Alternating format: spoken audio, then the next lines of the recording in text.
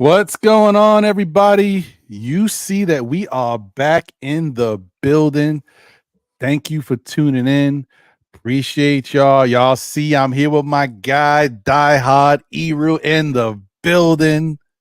What it do? Four what fingers, it do? thumb tucked, all that good stuff, man. Yeah, man. That's my What's happening? Die Hard Eru, man. Everybody's starting to call me Die Hard Eru now. That's like it's like my government name now. Might as well, brother. I mean, this is your brand, man. Yeah. You made it synonymous. Now people know it and they look for it. You know, definitely appreciate it. It's a name brand. Sounds good.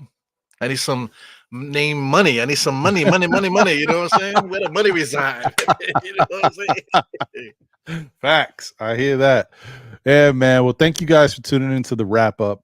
Especially those who may have come over from the NBA wrap up when we was talking about that basketball. But we now getting back into the culture, folks. This is what this show is about. It's about talking about the culture and what we got going on.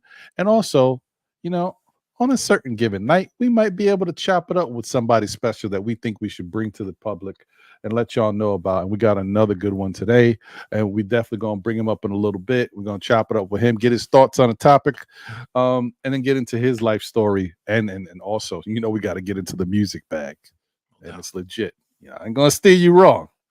So yeah, brother. Hey, man. Just to get it cracking, right out the gate, baby. Let's go. This one's tough for me. I'll be honest, guys. I'm struggling with this one because I mean, if y'all know me, Ron is about that R&B life. I love R&B music. Hip hop is hip hop is second nature, and this person has cultivated a lot of my childhood, man. Like, come on, man. We talking about, you know who it. Take that. Mr. Diddy, man. Come on, baby. Say it ain't so. I mean, first of all, his name is Diddy, okay? You know what I'm saying? He wanted people to call him Puff Daddy, you know? Something's wrong. Something had to be wrong, you know? Even to this day, like with that, he put out that R&B kind of album recently, and he wanted people to call him Brother Love. So I mean, the pain don't stop, man. This guy definitely something wrong with him, man. Yeah, man. I don't know what to say. Like, look, all I can say is I don't know if he did it, okay? But he did something. I don't know what he did. It's not looking good. I don't know, man. Eru, look, the whole thing is, how about let's just talk about it like this, because no matter what, none of us really know exactly what went on. You got eyewitness accounts that we don't know if they were actually there, but if they were there, then it's all going to come out. Eventually, we're going to find out the truth. We're going to know everything that's going down. I know it. One thing is, it does not look good. There's a lot of information out there that looks crazy. And the fact is, let me tell you something. You know what strikes me, Eru?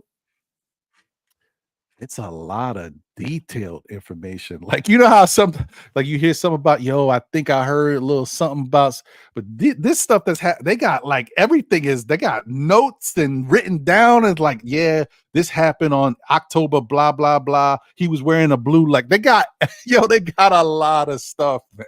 But listen, it's the internet age. So like throughout the course of the last maybe like 20 years or so, people have been on YouTube talking way too much. One person that's going down with all this stuff too is my man Aaron Hall, man. You know, Mr. Don't Be Afraid. You know, you can yell and you can hit me, all that crazy stuff, man. But he has YouTube videos literally talking about, locking chicks up and and keeping them, as like personal, and like abusing them, sexually and stuff like that, man. So it is what it is, man. I mean, these guys, like we talked about it before on this channel. It's just that once guys get money and they get a little bit of fame, it's like, why does it always have to be some kind of sexual deviancy going on here? Like I'm not even let's say if we got big, if me and you got big, right, and you're like Barry Gordy or something like that, and I'm freaking like I don't know, Fat Joe or something like that, or Right. Latino, right? I'm not gonna be thinking about, going to Epstein's Island or creating my own Gilligan's Island type of thing. It's crazy to me. Yeah, it's definitely wild, man. I don't I don't understand it at all. I don't understand it.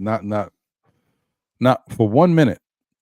Yeah. But the thing is, it's something that's happening, and it's just going to, like, sometimes with these type of situations when we've seen stuff come out, we're like, well, you know what I mean? We don't know what's real, but the stuff that's coming out, it's just getting worse. Like, it's getting worse. Like, you got all of the speculation and stuff that came out, by all of the bloggers and the I forgot her name now. The female that's always on YouTube talking about Diddy. Oh, Uh, Jaguar Jones or Jaguar Jaguar Wright? Jaguar Wright. Yes. Yeah, like, she's been talking about Diddy and a lot of these guys and Jay-Z and all this stuff for years, right? And she moves around, so they never know where she's at. She has to continuously keep moving and doing these YouTubes from different locations, which is wild. Yeah. But then you got stuff coming out from, Mark Curry. I remember I have the book, actually. I have the book by Mark Curry. It's in one of my drawers over here. Back in the day when he wrote about Bad Boy and how Diddy was, the devil. I think it's called The Devil something. And just how his business practices are. Now, he didn't get into any of deviant behavior and all this other stuff that may be out there, but he just got into Diddy's character. And that's kind of one of the things that I think it's been on display here with Diddy, because he's brother love now and doing all this other stuff and trying to change his persona of who he is. That's why he's always flipping his name around, Diddy Puff, all this Diddy Puff. That's probably a bad pun. Sorry. But like all this stuff that he's done to kind of revamp himself and rebrand himself. But people don't forget, like, you are known for being like a really tough businessman, take your money type businessman, but also, from details of artists and how he's kind of ran his show. He's been a little tough out there, a little rough. He's had some wild ways about him. So that's why this whole Suge Knight thing and the going back and forth with him and Suge, those guys are a lot more similar than you think. They just move differently, but it's a lot of similar practices apparently with Diddy. And I don't know, it's all speculation, but when it comes from so many different people, I mean, sometimes speculation turns into the truth. I'm not getting into the other deviancy stuff. I'm just talking about his character of what we do know. Yeah. Um, Well, so I don't know. what was it? Cat Williams that said that back in the days when one of his jokes. He said, "Yo, man, if you've been saying you've been smoking crack for like 20 years, man, you are a freaking crackhead." You know what I'm saying? Like, there's no denying it. Nah, I'm not smoking crack, man. People have been saying it for 30 years, man. You are a crackhead. Okay, that is what it is. You That's a know? fact, man. Like, you can't and there's so many different things going on. Like, you don't know what to believe. But I know one thing. I've heard other people saying that, maybe he is being targeted as the sacrificial lamb, to give Diddy up, because there's bigger names at bay that don't want to get involved in any of this stuff. They want you to stay away from them. So here, take Diddy. And there's stuff that people saying stuff like that. There's also people saying that, at some point maybe he upset the wrong people of his connections, the higher ups that have been helping cover him, throughout all these years, and that's how he's been able to kind of get away with stuff, because they stick together, people in those circles. If, once again, allegedly, if this stuff is true, they have their own little circle. You guys already know that. Yeah. So They have that in all walks. Like the Long Island Railroad or Metro North. One of them, they had like a secret room where guys they built a room inside the quarters that nobody knew was there, and they were playing video games and eating candy, and they had like stashes and stuff like that. So all it takes is one person to be like, "Hey man, let me get the key to the room." It's like, "Nah, man, get out of here. Did you pay the $5 to get in there? Nah, you ain't getting in there." That's a word. And then next thing you know, everybody is it's on the news now. Oh, the Long Island Railroad, they have a secret corridor where they're playing video games and stuff. That's all it takes. So I'm quite sure that there might have been like some kind of party or whatever, and then somebody wasn't invited or weren't allowed to do what they wanted to do at this particular event. That's what I'm speculating. You know what I'm saying? I think that's what happened. Somebody dropped dime. Yeah, I mean, because you never know, man. That's the thing. Like, it's just the whole thing is wild to me because it's the fine line between being able to put on a really good show and to accommodate people and have your place be the spot.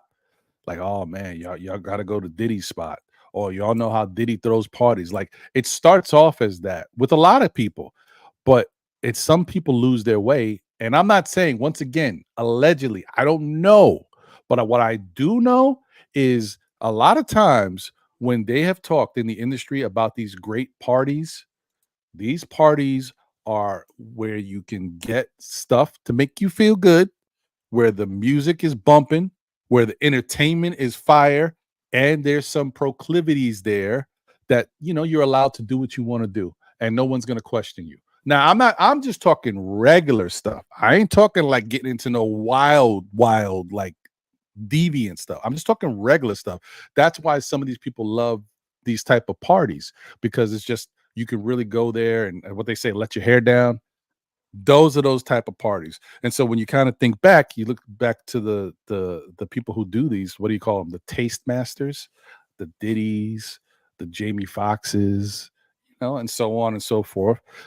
Once again, all I'm just talking about is a party where there's great music, there's good drinks. I don't know whatever else you're into. Maybe they provide that. Just don't look in that room over there. The room Yeah, on the left, yeah. You know what I mean? You walk past, mind your business, okay? The bathroom's on the right, not the left. That's what I'm talking about. I don't know nothing about that other stuff, but that's why these parties they go to these parties. People are like, oh, they throw the best parties. It's fun. There's comedians there. They have laughs. The stories are great, but there's other stuff that might happen. So I don't know. Anyway, Anthony D is saying some stuff. I see you, Anthony. Let me get to a couple of these, and then we can get to the next topic and bring our guy up. He's like, did you see what Loon and D-Dot said about Diddy on My Experience? No, I mean, well, I think I don't know. I can't remember, to be honest with you, because I did see D-Dot's. I think I saw D-Dot's. I can't remember everything, but I do know he didn't have any issues with Diddy. And Loon was very respectful of Diddy when he was talking about him. So I don't know. I would have to kind of go back because I don't really remember them.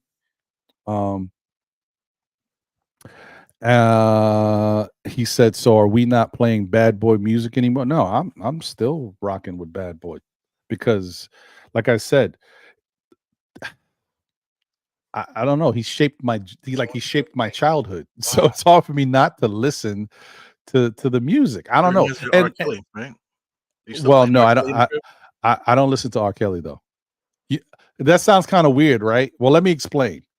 Diddy is a cultivator of music, but he's not necessarily the artist. So all these favorite songs that I love, Diddy's not writing them.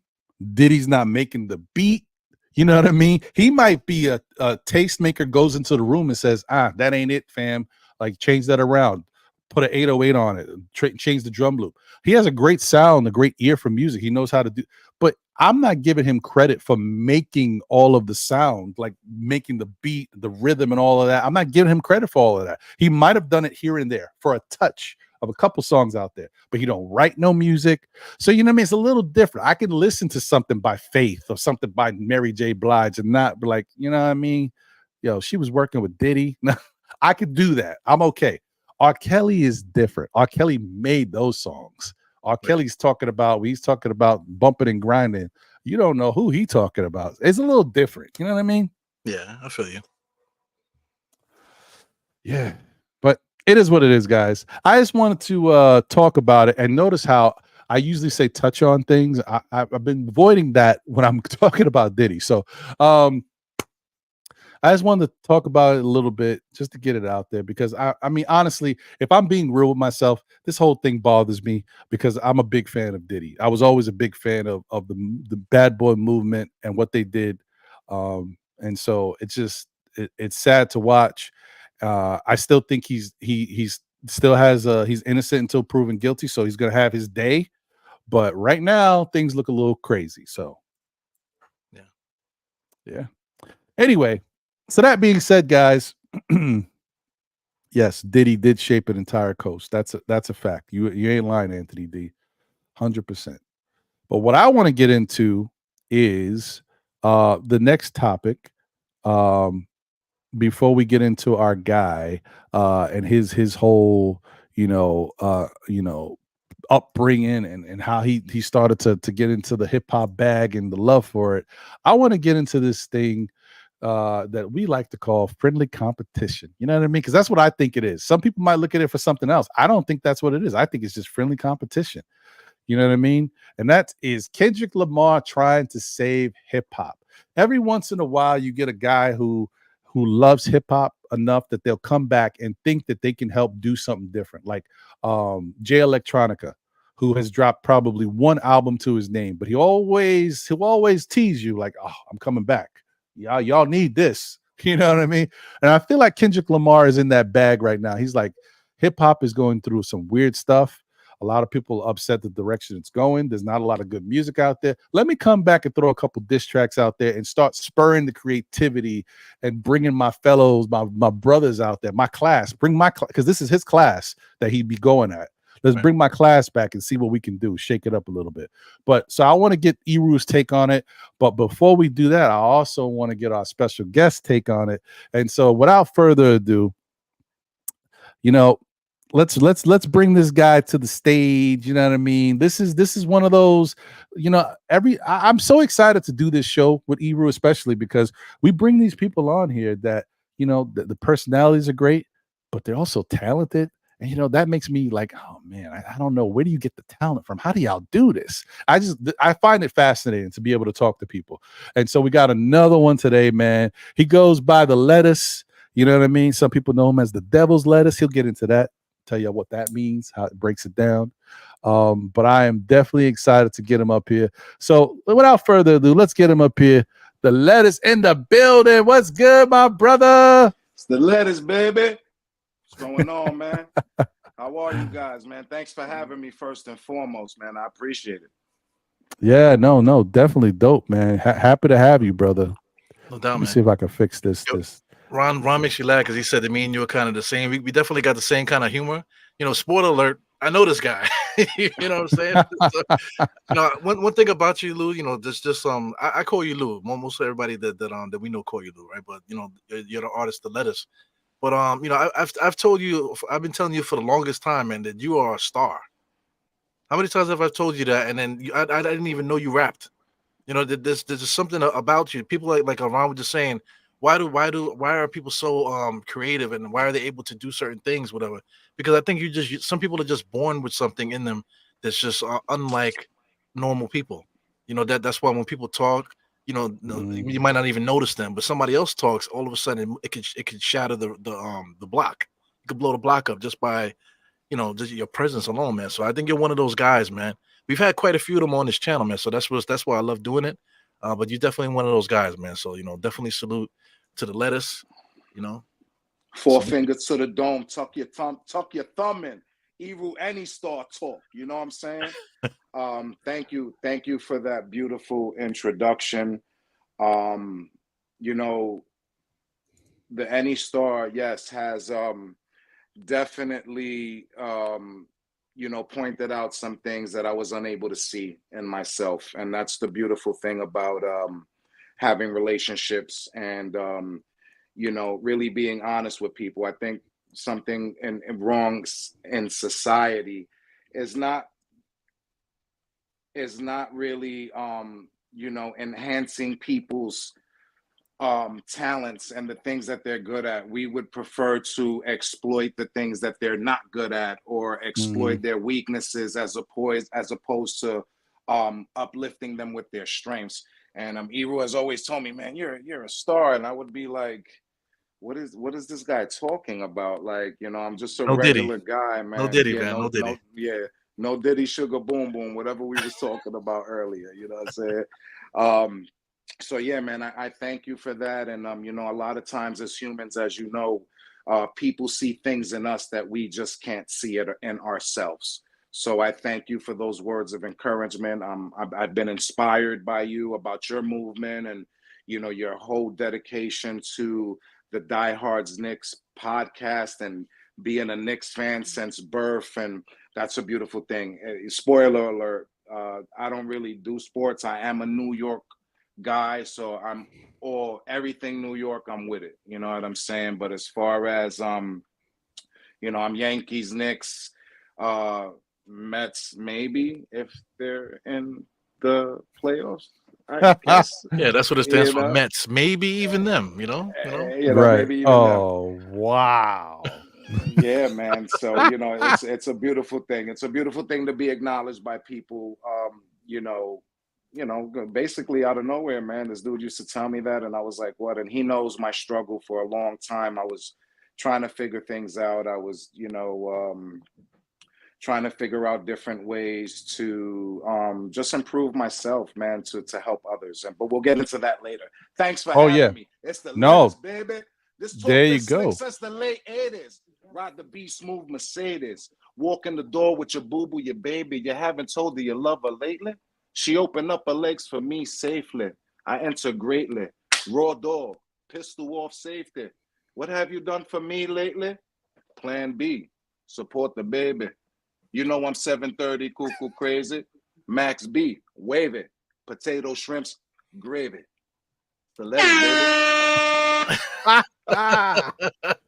Oh man, you can't listen. I could already tell you, out of all the people that we've interviewed, he is the most charismatic that we've had up here. I'm telling you that What's up? right now. I'm pissing a lot of your favorite rappers off right now because they like, where did this guy come from? I've been here. I've been here. I like it. I like it. So that's I where you want like to it. start it from. Where you want to start this from Ron? Well, let me get your take and the lettuce's take on what Kendrick's doing, and then we're gonna get into his story. So because hip hop is in a funky place right now. So what's your thoughts, Era? I'll go to you first, and then we'll get the lettuce takes on what's happening. How you feel about this? And am I looking at it wrong? Do you feel like there's something else going on? You think there's some beef between Kendrick and everybody else, or what? Absolutely not, man. I think Kendrick just threw a grenade out there and to see what would happen. See who's gonna jump on it. Captain America, they threw the grenade in there, it was a dud, he jumped on the grenade. So Right. sometimes you just gotta do that to see what people are gonna do. So Mm-hmm. so that little track that he did, people didn't like the beat. People were talking about the way that he flows and how they got the Eminem thing going on and people can't relate to it, which is a bunch of bullshit, man. He just threw that out there. It was a light verse, creative but light, and he threw that grenade in there and want to see who's gonna jump on that thing. I just think that's what it is. Right. Right. What you think, lettuce? I think that I think there's a renaissance happening in hip hop. If we want to go into a deeper understanding of what's going on, a lot of us, I have a record which I sent you guys called "The Music Ain't Dead," and it's probably one of my strongest records, which is still being worked on. However, I believe that I'm here to save hip hop. And you have to believe that you're here to save hip hop in order to make a difference.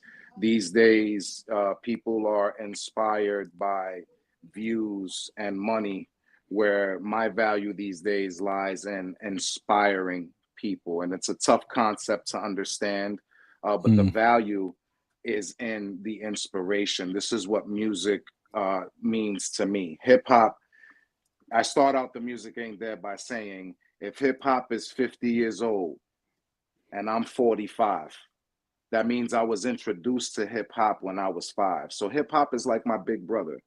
And, you know, I don't like the road that he's going down.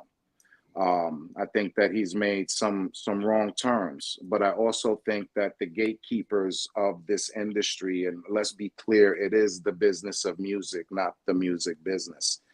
The gatekeepers of the culture have to start allowing, in the words of the prophet Jada Kiss, YO, right? There's a dude better in up north than Jordan that didn't get that break. And instead of being intimidated by people's talents, and this goes back to my very first statement with you guys, let's build up those strengths as opposed to exploiting weaknesses. And I think that people are afraid of guys like myself who appear to come out of the blue. You know, and I'm not saying I'm the best by far, but what I do know for a fact is that I'm not whack. And I do know for a fact that I'm choosing my words more wisely. I do know for a fact that when I was doing hip hop, when a lot of you young boys was holding my hands across the street, that I was trying to do it for the wrong reasons. The message was just not proper. And I think the universe said, hey, man, you got to relax because you have to utilize your voice to inspire. I want to walk along a very thin line of disrespect and respect. You know, I want to tickle all of those senses, you know, when I'm trying to create something now. And that's just because I'm more mature. I have kids, you know, my shout out to my daughters, you know, and I want to make sure that, you know, I'm giving the best of my experiences, you know, because I know someone could relate to what it is that I'm saying. You know, so to answer your question, shout out to Kendrick. Yeah, man, save hip hop, bro. I'm with you. I'm with you.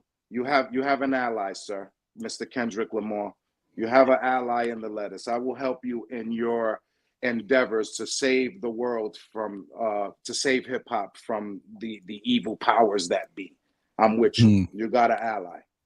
Yeah, check this out. Ain't it amazing that that he's coming out now with this, and we're talking about this, and you're on the same journey at the same exact time. Yeah. Well, I think anyone who is a student and a steward of hip hop, like, you know, knows that. Listen, and it's not to take away from from the trap, not to take away from the drill, because I love that stuff. I love punch you in the face music. I love drug talk music. I love the vibe. I love it. If you know me, you know I'm all things hip hop. I love it. I understand it. But I had to ask myself this question because my producer JR from Chicago, shout out to JR, he said, yo, you got to do a trap record.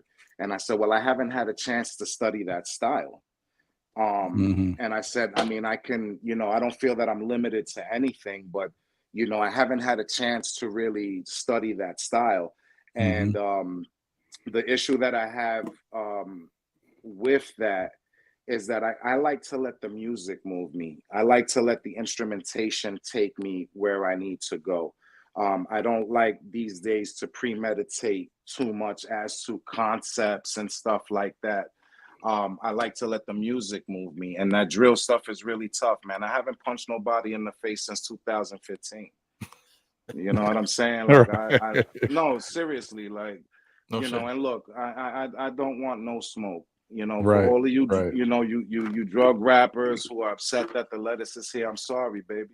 I'm sorry, man. You know, I'm sorry, man. You know, but go reevaluate your situation, boss, because I'm here now. The ill stuff about all that, man, is that, like, you know, people see you, you know, when you're doing stuff, whatever. But you know, we have a saying in hip hop, because you got to keep the culture strong. Is that you're like, you see me, but do you feel me?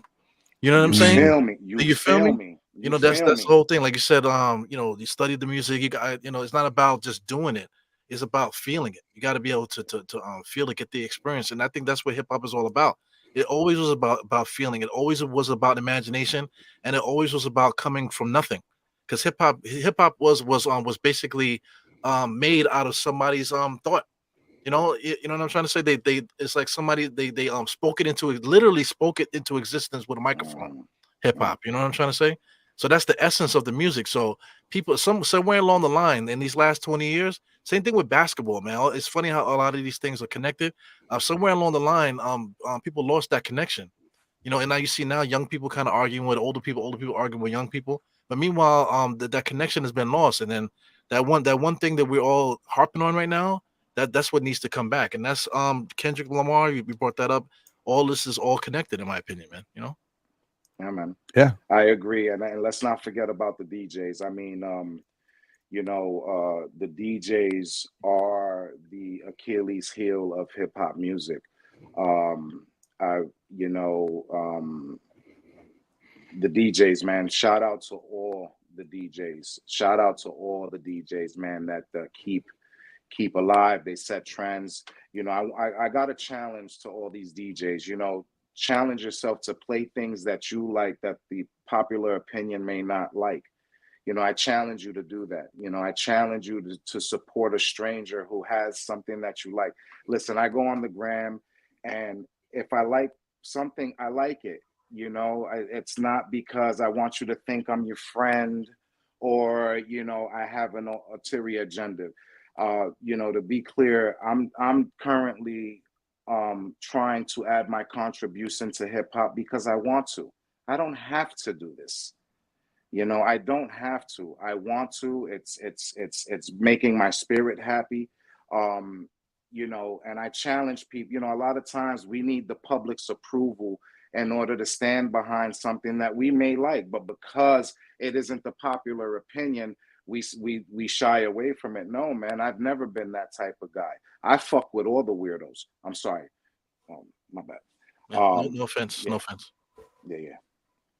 Trying to watch my diction, but I challenge all the DJs out there. You guys are just as important, if not more important, than the artists. I challenge you to find a random artist that you like from any genre of music that you like, and play it. I challenge them. We're so, man, we could go on for days as to how some of these. This is why Kendrick is putting on his cape. This is why the LeTTuce, is putting on his cape. This is why there's a lot of guys out there that are putting on their capes, to try to save hip hop, man. From what it is from what we understood it to be. And that's another thing. Shout out to the young men who are creating their own facet. It's another branch of hip hop for sure. And I wonder if our parents thought we were crazy, and they did. But I'm a little bit different. My mom's was 15 when she had me. Shout out to Mama Love. So they were younger. I grew up with my parents. I'm talking about 45s on Friday nights and spades games and Newports and, all that good stuff until Sunday night. So it was a little bit different. I grew up like that. I grew up in the projects, and then we moved out into a better situation and, stuff like that. But the essence, my mom is hip hop, man. My mom is hip hop. So I'm hip hop. I'm the offspring of hip hop, picking boogers Friday night. Red Alert with a tape, with a cassette tape. I want to share something with you guys. If I can pull this up, I'll show you how long I've been doing this. For those of you who think that I came out of nowhere and I don't deserve to be here, man, I deserve to be here. I have a right to add my value to this culture as I see fit. And I've been doing it this long. You know what I'm saying?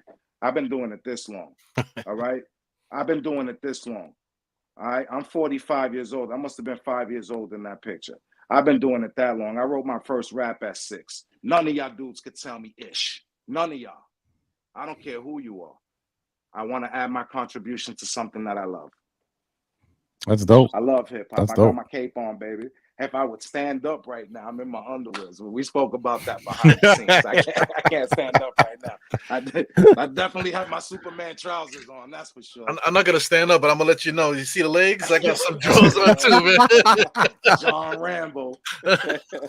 Oh man, you guys are hilarious, man. We're going commando out here, man. But yeah, I think that hip hop is in a state of emergency, especially for I would guess it's safe to say if you're over 35, let's say 38. If you're 38 plus, you were in, if not kindergarten, maybe first to third grade with hip hop's evolution. So of course, when you see things going a way that's unfamiliar to you, you want to, there's some people that are going to try to improve the design, and I'm just trying to improve design, throw something else out there. And I'm glad that people are receptive to what I'm doing. Shout out to the people who have supported me. Shout out to the people who think that I'm having a midlife crisis. Thank you, man. Because I very well might be. But I love hip hop, and I just want to add. I just want to add to the culture. I want to add value to the culture, as we all should. You know what I'm saying? Facts. So I gotta ask you the question, that I always want to know, from different artists. What I mean, this is gonna be interesting coming from you. I mean, like you said, you've probably been doing this since you was like 5 years old, like the love of hip hop and being able to put something together. What inspired you? What gave you? I mean, you already said, I mean, your mother is hip hop, but like, so outside of that, or maybe it was your mom, I don't know, but what gave you that thing to like, this is something I love, and I want to get into this? What inspired me was my mother and my father and my other father and my uncle DJ Carlos, who was a military man, and he was surrounded by music. Shout out to Carlos C4 Ramos. And he was always he my uncle's an ill dude, but he told me that he was able to help free Nelson Mandela by playing African music at SOBs, and I thought he was nuts. But this is what he did, and he still does. He still DJs to this day. Check him out, Carlos C4 Ramos. He's super dope. But he was an inspiration. My mother, for sure. Back in the day, boom boxes were a thing. Every Christmas on my birthday, I would get a new boom box, and I got hip to I think it was WBLS. I think Red Alert played on either WBLS or Kiss FM on Friday nights, and me, like, it just natural. I don't even think that nobody told me about this. Like, I had to record. Like, I just felt like it was a transmission that I received. I couldn't even say that. It's just something that I did. It's weird. And I would record until I fell asleep and prayed that the tape wouldn't roll over on itself. That was later on in the future when everyone had the Iowa systems. And then if you really want to talk about going in depth in hip hop, like Hot 103 before it was Hot 107. A lot of Hot 97 was Hot 103, which is now known as Power. KTU was 103 was Hot One. Do you remember that? Yeah, I remember that. Hot That's old school stuff there. It is. It's really old school. That's when they were playing freestyle music for a short period of time. Then hip hop really started to, get a mainstream push. And a lot of people. There's a lot of cats that I know, man. I want to real quick and shout out to Dren Starr, my boy Dren Starr from the Lower East Side. This dude, I was going to City as a school. And these cats, we used to be outside of City as school on Houston and Varick Street. And right next to the school, there was an alleyway where it was a loading dock. And we would be in there, man, doing what we do and rapping, and people were rapping, it was dope. And one of these cats was like, yo, man, one of my boys, he started a pirated radio station. And we're like, what? And this cat, actually, I don't know what he did, what type of sorcery he did, but they was able to tap into the frequency, and they would have a hip hop show. I believe it was like on Friday nights or a couple of maybe Sundays, and they were playing all the things that all the other DJs were afraid to play. Dren Starr, you know what time it is. You better do your Googles fucking with me. And in fact, when I was doing hip hop, there was no Instagram. There was no, I actually, cassette tapes, and we were recording on DATs. In fact, if there were studios, I used to go to the studio in Harlem called Harlem Underworld Studios. It was like $30 an hour at that time. And, they would shout out to Pete. And, like these dudes, if you couldn't rap, they wouldn't even take your money. Like hip hop there was a certain code of ethics. Now with the internet and all of these things, it's so easy. It's a lot easier. I wouldn't say it's easy. because I'm an older person trying to navigate a new way of thinking. I have like 200 followers, like, you know, whatever. That's not the value for me, but I look at some of these cats and I'm inspired by them. I'm like, wow, how in the world they're making their own videos, they're putting out their own music under their terms. It wasn't like that when I was coming up at all, especially not in hip hop, for sure. Things were a lot different, you know what I mean? So you know, it's been amazing. It's been amazing. I'll stop talking now. And I No, definitely you're can't good, stand man. up. This is This this is is your show, man. You know what I'm saying? This is your platform to let everybody know what you that's why what you we here. Yeah. Oh, thank you, man. I appreciate it. I appreciate it. Let me What we have? hold on. Yeah. Let me ask one more question because I'm sure Yeah. Eru got a lot of questions. See, I always got Eru's some already questions, the man. dude with all types of questions, but since he knows I you, got I'm sure notes he's and got everything. even I'm writing more a whole bunch of stuff questions. down. Man, I'm this sure is he's great. got even. So I'm gonna let Eru get into his bag. But I had to ask you this one question since you already talked about hip hop and listening to music and the stations and the radio and recording. So was there a particular artist or anyone that inspired you that you like, I really, this is my go-to guy, like this is who I look up to, or this, was there anybody like that for you at that time? Well, there were several people. So when, you know, when I was listening to hip hop, there was it was like Baskin Robbins. You know, uh we had the Fat Boys, right? We had Slick Rick, we had Kwame, we had Nas, we had the Wu, we had Big Daddy Kane, we had KRS-One, we had Rakim, we had Big Noid, we had Nature. You know, all of these guys were different flavors. It wasn't the same, you know, it wasn't like McDonald's when you go for a cheeseburger. We go to McDonald's, why? Because we know what the fuck we're gonna get from there. We Right. know if we go for a Big Mac, whether it's in New York or in New Zealand, it's gonna taste the same. And I think that that's why Kendrick, people like Kendrick and people like the Lettuce have their cape on right now, because, you know, I like variety. You know, I don't have to be stuck in your weird world. You know, why don't you try to come into my world? Because I've tried to go into your world, and I like your world, but I think my world is a little bit more cozier. I think my world is a little bit more fly. You know, I like my world a little bit better, but I love visiting your world, man. It's cool. But it's good to have the option. I think now that's really the issue that I personally have with hip hop, that it's kind of like everything is it's they're modular houses, man. They're just factory made, the same shit. Like, you know, I like old colonial homes, right? Things that have nooks and crannies and, you know, secret passageways and stuff like that. I like stuff like that.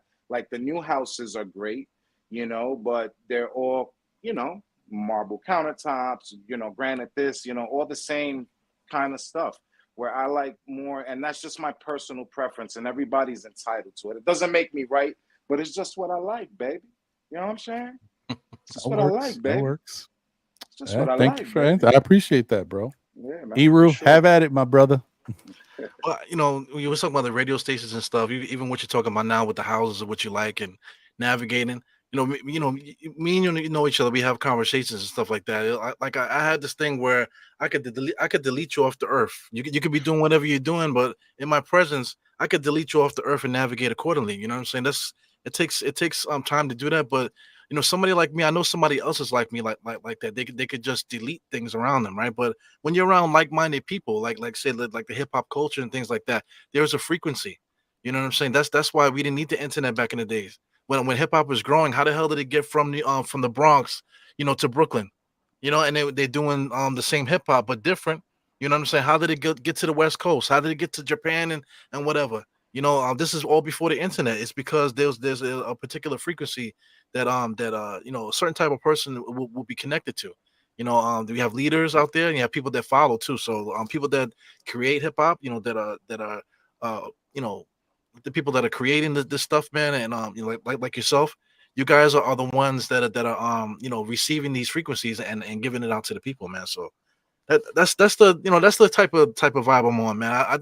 Like at work, we talk about it all the time. I could be at work and guys are carrying on and stuff like that, and I'm not living in that world. Like you said, I can navigate through that. I can understand where you're coming from, where you're living, but as I'm navigating, I'm not even stepping in the same realm as you are. You know what I'm saying? I'm walking amongst somewhere else that only a certain kind of person would understand, man. So I think that's where I am with hip hop, and I think that's what most people are trying to explain when they're talking about the music. That there is a frequency, man, that we need to take control over. I keep talking about the 20 years that passed, man. Initially, when we had the radio and then, all these different crews, you mentioned the Fat Boys, Fat Boys is East New York, you know what I'm saying? East New York over here, the Disco 3, they became the Fat Boys and stuff. They went and did movies and stuff like that. So that's all I'm getting at, man. It's just that, there's a big culture where guys had their little moment. Now it's kind of reversed now. The kids now, they doing the internet. It's almost reverse of what the initially happened. Everything just kind of just was made off your own devices. Now we have all this technology, and kids are flipping it backwards now. They have the stuff they can do, and now they're using that, and they're flipping it backwards now. So now I just think that since that's happening, and you're talking about Renaissance, I think the frequencies from the old and the new, I think eventually we're gonna get back to the essence again, and that's like a prayer. That's like my prayer for the culture and for all of us, that everything that we did back in the days, that circumvents and connects into what the kids are doing, and then we can bring this culture back to the way it needs to be. Beautifully said. I couldn't have said it better myself, brother. Beautiful. That's how I feel about it. It's interesting. Like, even when I attempted to start this chapter that I once disregarded.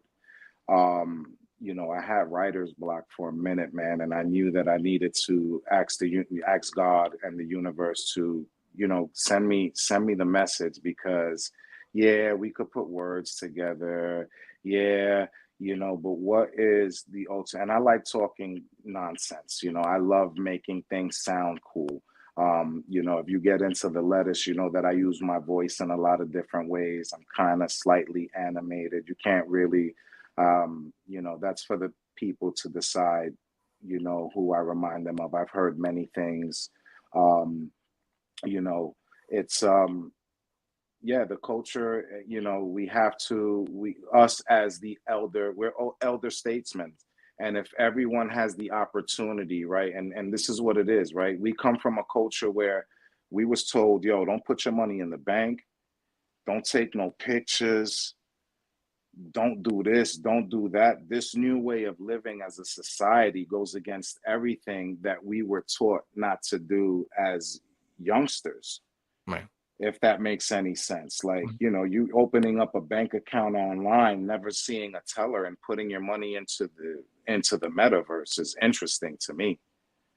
It's bizarre, but it goes, and look, even with YouTube, right, doing this, what we're doing now, and putting up posts on Instagram, it goes against all the ideals that we came up with as, what are we, Generation Z, Xers, I think. I don't know how that works, but before the 80s, I'm assuming. Except for you, Ron.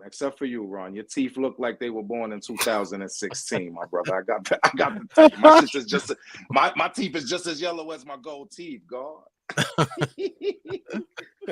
I'm sorry. I get a little carried away. I hear you, brother. A little carried away. Got the 2016 jump offs. Hey, you man. in that push to start. You got them push to start teeth, Pop. You still got the warranty on them shits up. Yeah. Yo, I gotta warm these shits up right here. Gotta turn these shits on a half an hour before I gotta go. Oh, Chevy Nova right here. I hear you, brother. Hey, man, I don't know what I did, but I mean, to me, I'm right with you, bro. I look and I'm like, yo, man, these joints is jello, B. I gotta do what I gotta do. No, they're looking righteous. They're looking righteous for sure. They're looking righteous for sure. Appreciate but yeah, I think that's where we're at with it in regards to the just the way the culture shifting and stuff like that. I think a lot of us are just, we don't want to see something that we love die. It's kind of like keeping traditions at home when we become parents, right? Christmas, Easter, a lot of those things have expired with our elders, and once they died, those things kind of pass away with them, and we don't even push these culture, not culture. We don't push these traditions. We just don't do it. You know what I mean? We don't push tradition. Yeah. We just don't push the traditional, and I'm guilty of that too. I am slightly guilty of that, with the new way of thinking, right? It's like when we have children, right? What do we want to do? We want to create a better version of ourselves. So what we do is we're trying to create the lettuce, like with my kids, I'm trying to create the lettuce 3.0. But what I do in the process is I get it all screwed up, right? You get it all fucked up, right? Because it just happens. All right, I didn't like what happened to me as a kid, or I could have I would have probably been a better human had my parents not done this or had me in this setting or whatever. And we try to improve these things with our own children, and then our children grow up, and they're like, hey, you never gave me a lollipop, so that traumatized me. And we're like, whoa, wait a minute, but I did this and I did that. Yeah, no, we have to give people what they require, not what we think that they need. We have to give them what it is that they need, and not assume that we're giving them what we think they need. We have to listen. I'm learning. I'm trying to learn how to be a better listener, because I do think I think this will work, as opposed to, and they'll tell me, no, Dad, I like this. Like the other day, shout out to my daughter. We had a great conversation. We work a hectic job, and my time is, excuse me, it's limited. I burped and I farted at the same time. You could only do that shit when you're like in your 40s. It was great. Um, Oof, it smells too. I had a milkshake today. It was fucking delicious. Got diabetes, but I'm like, forget that. I'm on I vacation. heard about the I'm gonna milkshakes, man. enjoy I it. need one, man. I need one of the No, milkshakes. it was a peanut butter pie from Stewart's. That's a funny. It was great. So and then we go into this whole idea of originality, right? Like, everybody out here wants to believe that they're original, but the truth is that we are all the same. Not only that, what we do is we download certain traits and characteristics from anyone and everything that we've been around. We add it to our program, or we emit it from our program, and that gives us our false sense of individuality. So no, I am not original. No one that I've ever encountered is. We are all a piece of something else. You know what I'm saying? Sit on that for a minute. You know what I'm saying? We're all essentially, the whole idea of being original is so unoriginal. What I am, though, is my own interpretation of what it is that I think it should be. And I just want to represent that properly, for sure. That's that's the whole battle right there, man. Some people, never get to that realization, man. They stick with whatever was programmed, and like they can never fix it. They never reboot Yeah. the program. They never question the program. They just keep going on in life, whatever, never improving, never evolving, never asking questions, asking why, or even just question themselves. Why am I doing this? Why do I do this all the time? Nobody ever self-reflects anymore. Yeah. Yeah. I've had to take a hard look at myself, man. Shout out to Mike Tyson, right? He said something on one of his shows. He said that our children reveal to us our insecurities about ourselves. Yeah. And that blew my mind. I was blown out the water with that, because it's true. You know what? It's true to me.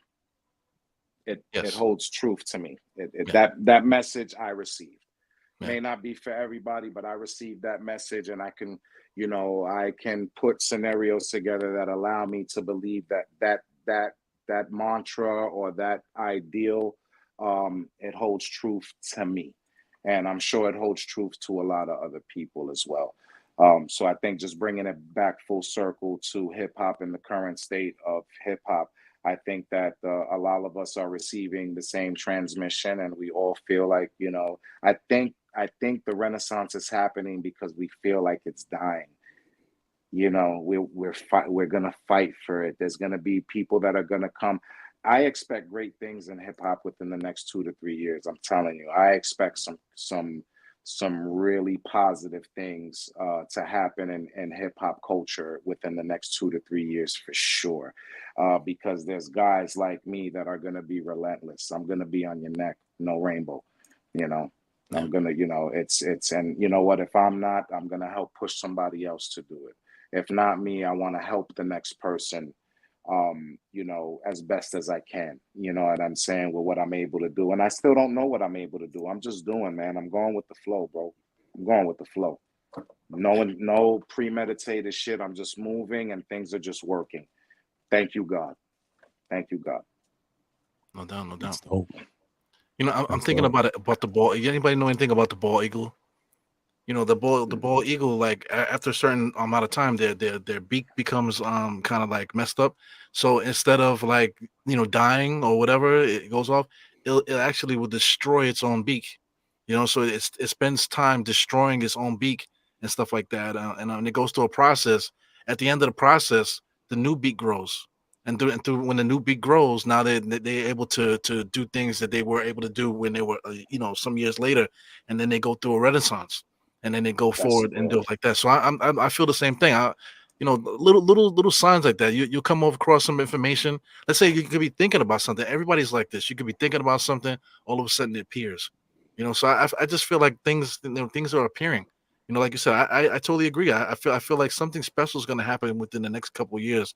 That we're going to be sitting out there just like back in the days, like we used to sit on those block parties or street jams and stuff like that. Like you have. I think we're gonna go back to that again. I just got a feeling. I have a real feeling. I'm super excited about that. But back to the eagle breaking his beak. The same shit happens to my pinky toe. It's amazing, right? Like my pinky toe is so fucked up, right? Like I take the pin. My wife could attest. So she's watching upstairs. Hi, honey. My pinky toe is bogged out. Like if your pinky toe is solid, I don't trust you. My pinky toe is smashed, baby. It is, but you know what? When you peel that nail off, it grows right back like an eagle's beak. You feel me? No doubt. You feel me? Now I get it. Into the mind of the lettuce. Now I get it. It's a strange place, brother. It's not for the faint of heart, man, for sure. For sure. Dope. That's dope, man. Though. So what I want to, I don't know where you want to take it. Which way you want to go, Ron? Actually, I wanted to play a track. Okay. And then you can, come back with a line of questioning afterwards. But I definitely want to, play something so that y'all, if y'all don't know, this is going to be your time to understand what the lettuce is about, man. So if you can bear with me here as I cue this up here. So dream come true. This is a dream come true for me, bro. Appreciate having you, brother. Thanks appreciate for having me, man. This is a dream come true for me, man. Thank you, man. Thank you. No doubt. We got a couple joints. Let's start you guys off with a if y'all follow the lettuce, y'all heard this and y'all know what it is. But if y'all don't follow the lettuce and this is your first time understanding who this man is, you already hear the personality, charismatic, funny guy, but get you with some street knowledge because he's been around. I always know when I meet somebody, I'm like, yo, I definitely the only difference here is we grew up in different areas, but I definitely would have been around this dude all the time because this is my neighborhood. This is who he is. He's my area. You know what I mean? That's what I'm talking about. So let's start y'all off with Off Safety. You know what I mean? Oh, okay, good one. Yeah. Let's get that cracking. Make sure it's working. It's a little slow here, getting queued up. Know what I mean? Yeah, man. This is live action right here. Sometimes things don't populate. Oh, there we go. Took a little longer than I expected, but we good. So let's hear this track, Off Safety from the Lettuce. We're gonna get into it, and then we're gonna talk about the process of making it and what the song means to him and how we got here. So let's get this, and we'll be right back to chop it up. You see me, I'm on the upside of town, where those that's crowned get found with 45 rounds to the dove is brown. You see, I ain't fucking around, I'm claiming my crown. I'm #1, that's light brown, I'm hot right now. Stop perpetrating your fraud, you can't afford to get lit up in that two-door. No more tours, no more songs, can we all get along? You think wrong, you ping pong to King Kong. It's the latest, baby, this talk been slick since the late 80s. Ride the beat, smooth Mercedes. Walk in the door with your boo, your baby, you haven't told her you love her lately. She opened up her legs for me safely, I enter greatly. Raw dog, pistol off safety. What have you done for me lately? Plan B, support the baby. You know I'm 730, cuckoo crazy. Max B, wave it. Potato shrimps, gravy. Max B, wave it. Potato shrimps, gravy. Max B, wave it. Potato shrimps, gravy. Gravy. Max B, wave it. Potato shrimps, gravy. Max B, wave it. Potato shrimps, gravy.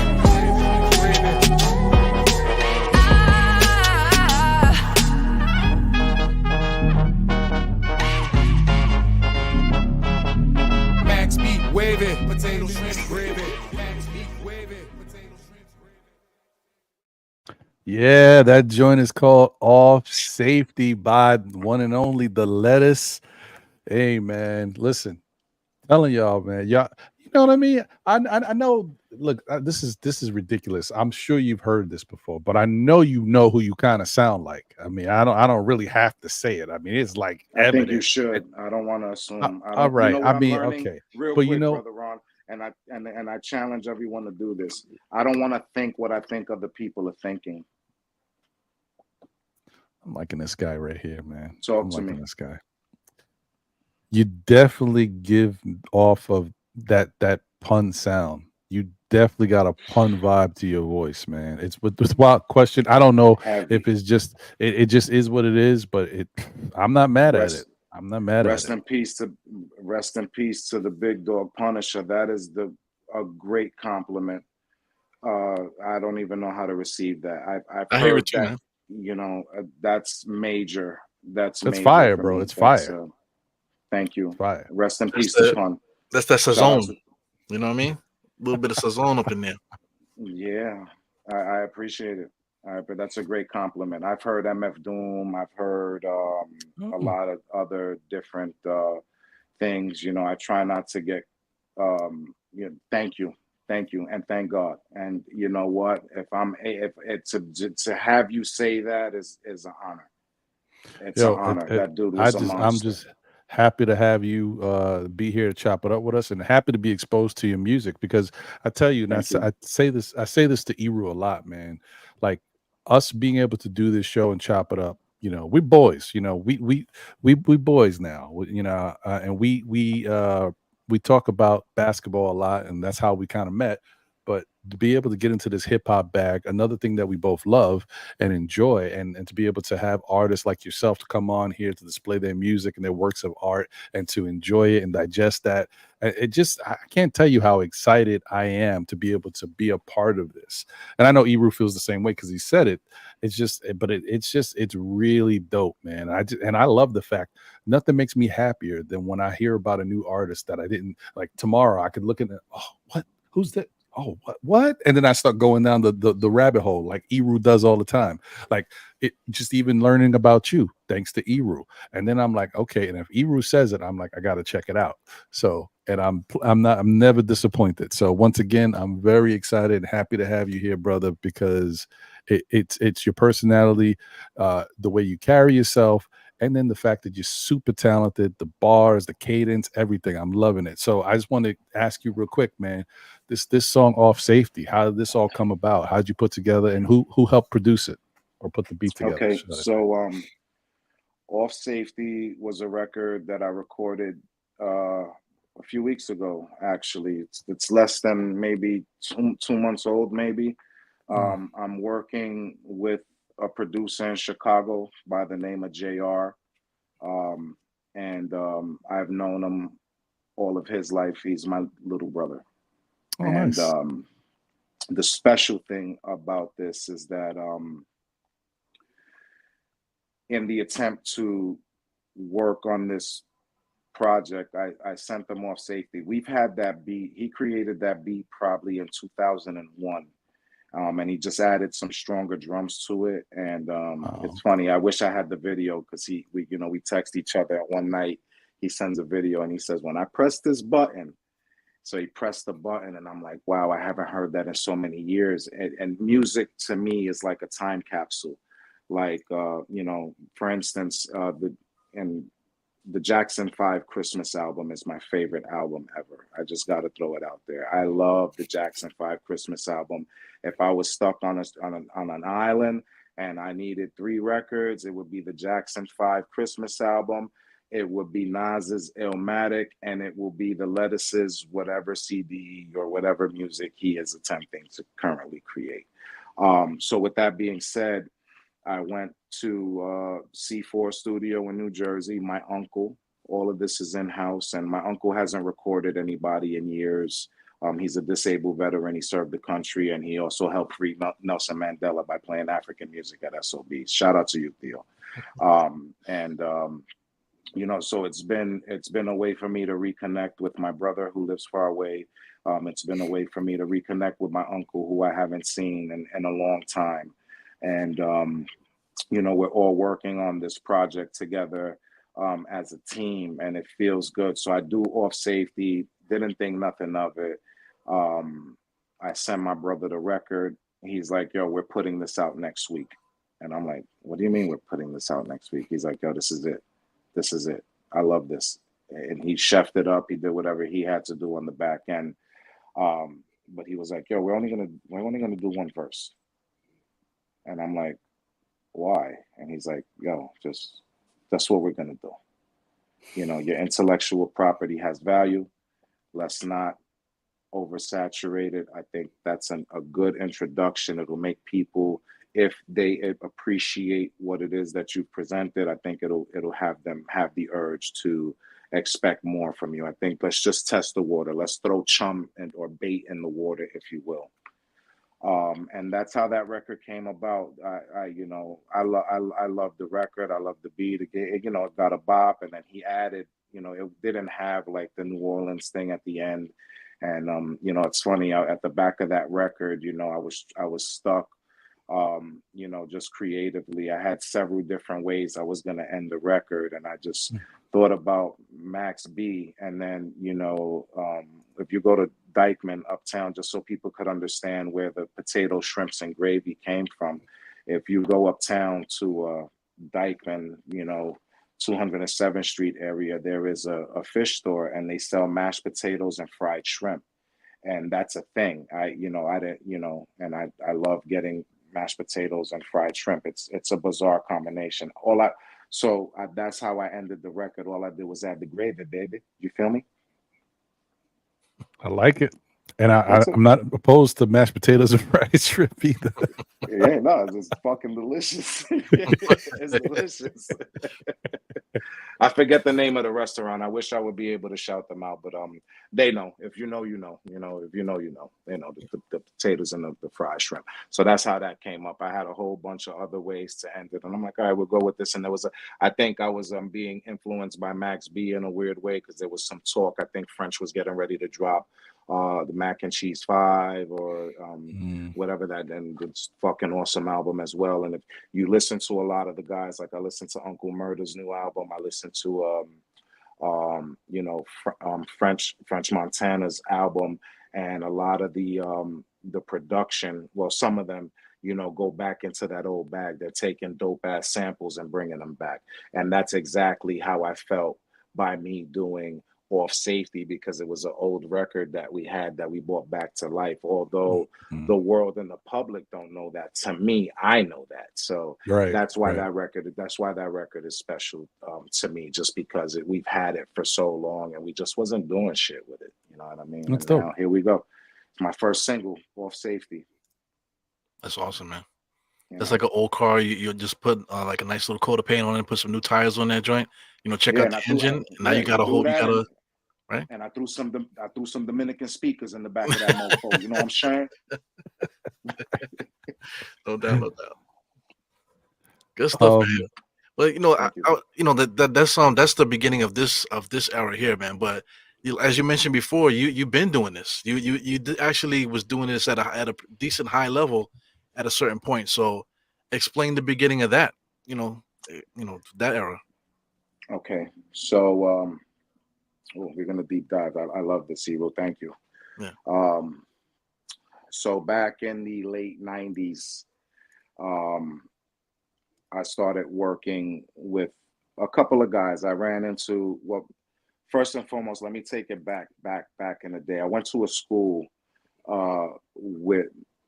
with this cat named George. Shout out to George. Kick Game Rick James on Instagram. He's doing a lot of beautiful things with the children. He's teaching shoe design.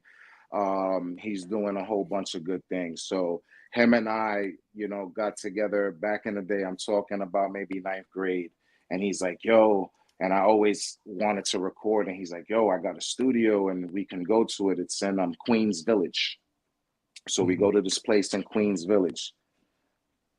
I don't know much about it. We go into this dirty basement. There's a bunch of, it's a very sketchy place. And, people are in there. This guy throws a track on and I was like, yo, I'm ready. I go in there. And when I came out, the engineer was like, yo, that was good. Come to find out that this was the beginning of Murder Inc. I don't know for this is the story that my brother George told me. And that was the beginning phases of, I think, the whole Murder Inc. movement. These were some producers that were working with Murder. So that was my first introduction to being able to record. I had it on a tape, man. In the words of Rest in Peace, Notorious Big, I rocked that tape until it popped, man. I was just so excited to hear myself and like, wow, this is amazing. In my mind, I had like a million spins because that's all I would listen to in my yellow Sony Walkman. Shout out to the yellow Sony Walkmans with the fucked up earphones. They were shaped like daggers, bro. nothing like this here, nothing like this here. So that was my initial introduction to recording hip hop. And then just being around the culture, just being in high school, man, people would rap, I would rap. And then city ass school. Shout out to not being able to graduate until you're 21 years old and having to go to a satellite school. Shout out to city ass school. So I went over there. I needed 3 credits, but I was always smoking reefer in the corner with these guys rapping. And they told me about this dude, Dren. And I wrote a record. And then I was see, and in fact, they had a, I'm lying. I heard through them, but then months later, a few years later, this dude had a, I forget what was it, public access. He had a public access channel, Pirate Recordings. And I had already cut a record in Harlem Underworld Studios called the Cocotazo Boy. And I'm sitting at home and I'm like, man, this is a powerful record. I love this record. So I'm in the studio and K Slay, R.I.P. K Slay walks in. Fun fact about the lettuce. K Slay's baby mother lived in the building in which my mom has lived for the past 38 years. So, just the way the universe works. K Slay's in there and I'm in the booth. I'm doing what I do. And, it's funny when you come out of that situation and you see somebody who is larger than life in your mind and just give you a head nod, like, especially being a Latin man in hip hop, that's a whole other conversation. That's a whole other dialogue. But, to just get the head nod and not it was more like that was enough for me. So I went to Pirate Recordings. I recorded it again. And I walk in there. Cuban Link is in there. Shout out to Cuban Link. Kuba, what up? And I start moving this record. We meet a guy named Joe Taino, who was a liquor and alcohol distributor. And he says, listen, I'm working with a company called Shiva's Regal. Can you make a jingle for them? And, we can, when we do tastings and kind of like what they do now when they're promoting brands of liquor. Anytime we do that, you'll be able to rock. So, great. All right, cool. We created a jingle for Shiva's Regal. Chevas, forget cerveza. We taking these shots straight to the cabeza. Grab the Shiva's Regals off the table. Come on, shorty, how about a body shot? Let me drink the liquor off your navel. Cassie ladies like the Shiva showers. It goes easier when they swallow. So shorty holla, give the bartender $1 and we could go shot for shot. Ooh, the scotch is hitting the spot like target practice at the club. Rappers, actors, and actresses, VIP status, pick and roll in the bed. I was with another cat named Stress. Shout out to Stress. And we would go rock all these local bars, little, dive bars and stuff like that. And sometimes there would only be like 4 people in there, man. But we felt like we was performing in the Palladium. So we ran with that, and then things got a little bit more intense. So, through that little push, I winded up getting a lot of different looks. Shout out to the Bronx, showed me a lot of love. Roombas, a lot of spots. Side Street, I would go rock over there. And I finally got the attention of Prestige Entertainment. There was a gentleman by the name of Gungi. I don't really, I don't like throwing names out there, whatever. I'm not, if you know me, I'm not that type of dude. But being that we're having this conversation and this is my first time speaking to the metaverse about my story and my journey, so be it, man. We run into this guy Gungi, and he's like, he speaks to the newest, he's speaking to me, and he's like, yeah, you come by yourself to the office Monday. And I'm like, I can't come by myself because I got, you come by yourself on Monday to the office. So basically what happened there was Mr. Gungi from Prestige Entertainment was interested and I guess he's seen something in me or that he may not have seen in the people that I was moving with at the time. And because hip hop told me I had to be loyal to the people that you come up with, it hindered my growth. And the last thing I remember, I was offered a show in Club New York, which was huge. Solo shot, Club New York. And we won't get too much into that. But, that was my last hoorah with hip hop, was being offered Club New York, and then just changing my life and kind of just getting frustrated with the game because hip hop told me I had to be loyal to people who weren't loyal to me. And, now I'm here selfishly and, unadulterated, just trying to, finish a project that I wanted to complete 20 something years ago, man. So that's my little hip hop story journey.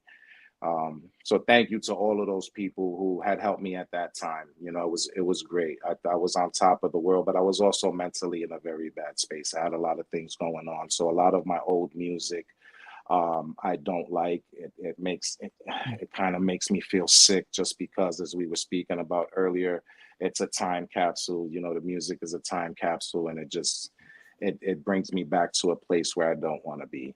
Right. However, in this new journey, I do have to tap in to those places where I didn't like before in order to be able to transmit the message properly. And I'm happy that I can lean on those experiences in order to be able to convey a message. So that's my brief little story on how my hip hop story, man. It's my story. Story, right? It's a dope story, man. It's your story, and that's all that matters. It's you lived it. It's your life. It's what made you who you are today, and it's why. Hey, listen, it's part of the reason why you're here, because somebody enjoyed you enough to say, you know what, we got to talk to this brother right here, and that's my guy Eru, because Eru knows one thing about Eru. He knows good people. You know what I mean? I got two guys right in front of me right now staring at me. Appreciate you, brother. You know what's up. 100%, bro. So I thought because I don't want to take too much time from you, brother, but I want to continue. Oh, cool. I wanted to continue to honor you and definitely continue to display some of your music while we sprinkle in some questions. So I wanted to play another track if you don't mind, Not at all, real sir. quick.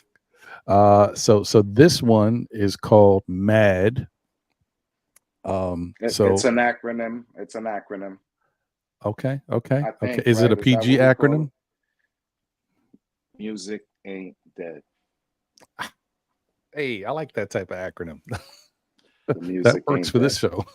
Can I give you a brief story before Oh we get yeah. into the music? No, No, that's you know what? even We'll better. talk about it after. Ladies and gentlemen, you're listening to probably one of the greatest songs that I've ever created at this time, which is still currently being worked on. So just bear with me. We're working out kinks, but I had to hit Ron and Eru and on the stoop, the front stoop with one of the record that I think sums up the conversation that we had. So please listen to this with an open mind.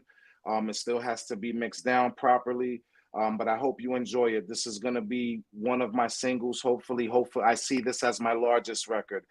This record means a lot to me, and we'll get into it in a minute. This is The Music Ain't Dead, man. Get with us to get lost, man. Step your bars up, baby. Step your bars And up. let me just say that I because of YouTube purposes and stuff, I had to clip the song a little bit, so it's only That's a fine. minute and 42. It's That's like a perfectly fine. 3 minute song.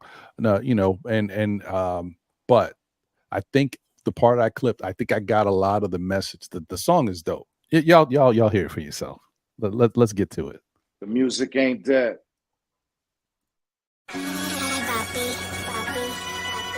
If hip hop is 50 years old and I'm 45, that means I was introduced to hip hop. Hip hop was fire. When the curtain closes, they gon' be throwing black roses to the back of your Jordans. Hip hop ain't dead, your soul is frozen. I've been thawed out, well thought out. Was locked in a mental prison till I broke out. I don't wanna talk about it, just let the essence of my being free every living being from the trap that was placed by the man who wanted to dictate the race in the first place. So he's ultimately in first place. I've been enlightened, struck in the head with a bolt of lightning. You're really broke. You got a battle rap just to prove that you got flow. Back in the day, that wasn't the way we rolled. I gotta be honest with you, it was about creativity in your flow. Not how many cars you got with matching hoes. Ladies and gentlemen, welcome to the LeTTuce Show. The music ain't dead, just know where to go. The music ain't dead. The music ain't dead. Hip hop ain't dead, it just got nowhere to go. After the lights, cameras, action, and the show stop, they just some regular dudes like me and you. No more hype and rap. I got a beef with cats to get a name, a chain, a little bit of fame. Everybody sounding the same. How you value the game? They take up space in all their verses. Nothing to say and fill them up with curses. And all the interviews talking about famo. I'm so focused. Oh man, I love that song, bro. Yeah. When the curtain closes, they gonna be throwing black roses to the back of your Jordans. Hip hop ain't dead, your soul is frozen. I've been thawed out, well thought out. Was locked in a mental prison till I broke out. I don't want to talk about it. I'm gonna let the essence of my being free every living being from the trap that was placed by the man who wanted to dictate the race in the first place. So he's ultimately in first place. I've been enlightened, struck in the head with a bolt of lightning. Yo, really, bro? We got a battle rap just to prove that we got flow. Back in the days, that wasn't the way it goes. I got to be honest with you. It was about creativity in your flow, not how many cars you got with matching hoes. Let's go. Ladies and gentlemen, welcome to the LeTTuce Show.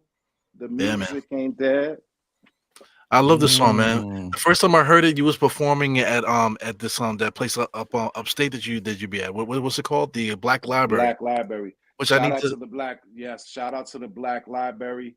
Listen, shout out to the Black Library, man.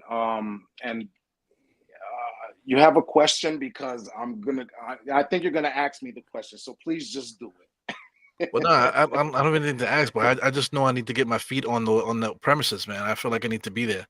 You know, come tell us more about the Black Library. I'm glad you asked. Shout out to the Black Library, man. Shout out to DJ the Art King. Shout out to my boy Mike Mars, and shout out to the Black Library. These are two Black men who were able to receive funding from the government to open up a cultural center in Monticello, New York. They put this cultural center in an underserved community, and they have been able to provide several resources. I mean, everything from financial literacy to they just recently had a fashion show that was off the chain. Shout out to all the designers there. My brother Malik, Sifu 9000, super dope. My brother Eli, Soupy Sue clothing line. Shout out to Wash. My boy Wash is killing shit right now. Azim. There's several designers, and please forgive me, those of you who I didn't name. Shout out to the Fashion Lust and E-Pop Style, podcast too. They coming out of there. But there's a renaissance happening, man. And so here's the funny thing: what happened with my whole resurgence into hip hop, and it was inspired a large percentage by the Black Library and what they were able to provide to the community. So I live upstate New York. But I work in the city. I'm in the city more than I'm upstate, so I'm still a city boy. However, when you live in a location for longer than 10 years, you're no longer from where you think you're from. And newsflash to all you punk suckers out there that think just because you grew up in the hood, right? Your geographical location doesn't determine your heart, bro. You're born with that, my man. So when people ask me where I'm from right here, right now. Straight like that. Don't get it twisted. I'm from Ulster County, sir. Right? So my children, God bless my kids, man. They were involved in, helping the Black Library before the doors opened over the summer. And one day I get home early from work, and they're like, "Hey, Dad, there's an open mic at the Black Library. We want to go." And I'm like, "Yeah, I love open mics. Let's go." And I think this was so we get there, and I walk in, and one of the staff there says, "Hey, man, you're performing tonight?" And I'm like, I don't know. Do you want me to? And she was like, "Yeah, man. What's your name?" And I was like, David Ray, right? And they call me up there, and I caught the Holy Ghost. I started rapping as I was walking up on the stage, and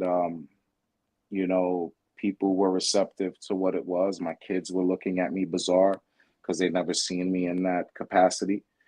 And I got inspired, man. I got inspired so much that I came home and I was like, was that good? I'm looking for reassurance. And as humans, listen, even as a middle-aged man, I'm still looking for reassurance sometimes. Not that I need validation, but reassurance is always comforting. The things that you gentlemen have just told me, it's enough to keep me going for the next week or two. Because I wake up every morning feeling like I could take over the world. And by 12 o'clock in the afternoon, I want to take my basketball and go the fuck home. Straight like that.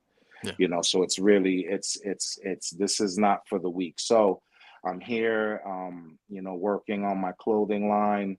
And that's something that was new to me as well. And my daughter loves Tyler, the Creator, my youngest daughter. And she put on a record by Tyler.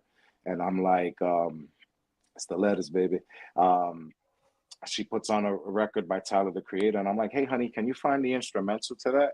And she was like, "Yeah." She put it on, and I recited The Music Ain't Dead. And I was like, "Should I do this at the next open mic?" And she's like, "You want to go to the next open mic?" I'm like, "Yeah, honey." She's like, "Yeah, you should do it. That was good." And I went back and that's the record that I was back in the gym, back training, so I would perform that record every time I went to the Black Library, along with like maybe a 16. And I felt like a responsibility. I'm in a place called the Black Library as a Latin man, right? In the Black Library, right? And I'm black. Look, come on, brother. We all, you know the vibe. But I knew that I had to be careful with what it is that I'm saying in this space. You know what I'm saying? I wanted to make sure that what I was saying was a positive nature of truth. And shout out to the Prophet Styles P. Nigger is a behavior and not a color. Newsflash. Anyway, so I didn't want to be on that type of time in the Black Library. So I knew that I had a responsibility to be able to transmit a good message or my truth, something that wasn't, too crazy or whatever. You know what I mean? So I developed The Music Ain't Dead, and it's grown legs. As I've gone, I practiced it, and I would go every other week. Tired after work, 10 o'clock, and then this place is an hour away from my home. So it's an hour, I'm driving 2 hours from the city to go there. Then it's another hour after I'm done. And then I got to get up within 3 hours to, do what I have to do to help maintain the livelihood of my family. And The Music Ain't Dead. It was beautiful. During the fashion show at the Black Library, one of the women there, shout out to Sharonda, she pulls me to the side and she says, Dave, I'm watching you evolve and it's beautiful. And I'm doing The Music Ain't Dead, right? And so here we go. That's The Music Ain't Dead. And there's several. I sent you the wrong rendition. There's so many renditions of it now because it's, we're really, trying to. It's my favorite record, and I think it's appropriate for the time. Yeah, that's the story behind The Music Ain't Dead, man. It was also the last record I wrote in 2007. Wow. So I wrote that record in 2007. I just started re-reciting it in late 2023. So that record is special to me because it was the last record I wrote, and it's also the first record that it's like the last and the first. It's Eternal, which used to be my rap name, by the way. Eternal. They used to call me E.T. And Eternal means no beginning, no end. For those of you who don't know. But it's the letters. It's the letters, baby. Yeah, it's like you travel. You are in the book, the world less traveled, right? Where you start at one point at the tree, and you make this whole lifetime journey. You end up right back in the same spot. For sure. But with with a lifetime worth of experience and knowledge to get to the destination where you set out to begin with. Isn't that amazing? Amen, man. God is great, man. It's bugged out. It's bugged out. Well, I got one more question that I really want to ask you, and I should have asked you probably during the beginning of talking to you, but I wanted to save it for the end because I think that's just interesting. But before we get to that, got one more track. Wow, man. And damn, son, where did Ron get this from? And not for nothing. When we have people on here play maybe one track, maybe two. This is the first time playing 3 tracks because you know what? It's worth it. I'm digging it. And let me tell you, I'm sorry.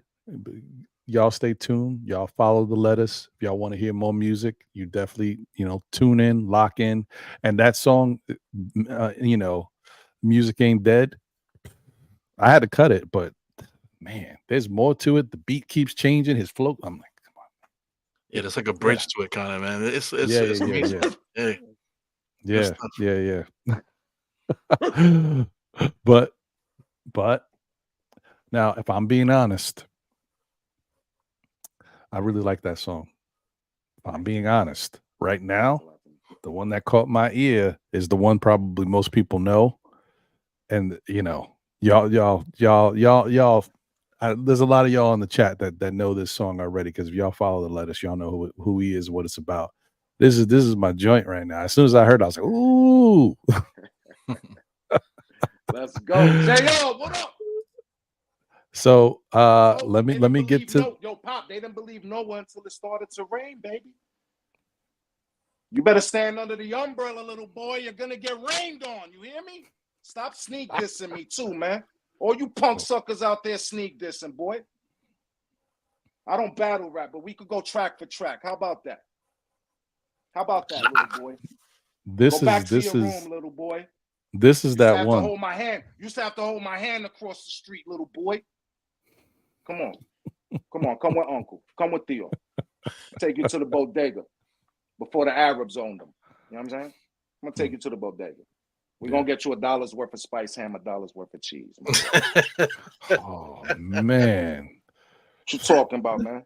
Why you doing that, man? Why'd you Come have to on, go Ron, there? because they playing about me. You know what it is? They sneak this, and I know y'all sneaked it, but it's okay, man. I love you. I love you. You I know, love you. you know the days, man, dollars worth of. I used to get a ham and cheese sandwich for $2.50 and be good. Okay, whatever. I'm done. Good money. All right. Let's go. Let's get into it. All right. Grand Theft Auto. Yeah. Yes. He said it. This is GTA, folks. Let's get it. And we're gonna chop it up right Shout out after. to DJ Unknown and DJ Fingers of Flavor One Radio for taking a risk on somebody they don't even know, man. This is what I'm talking about, man. DJ Fingers, my brother, you know what time it is. DJ Unknown, what's up? Flavor One Radio, what's popping? There you go. Let's get it.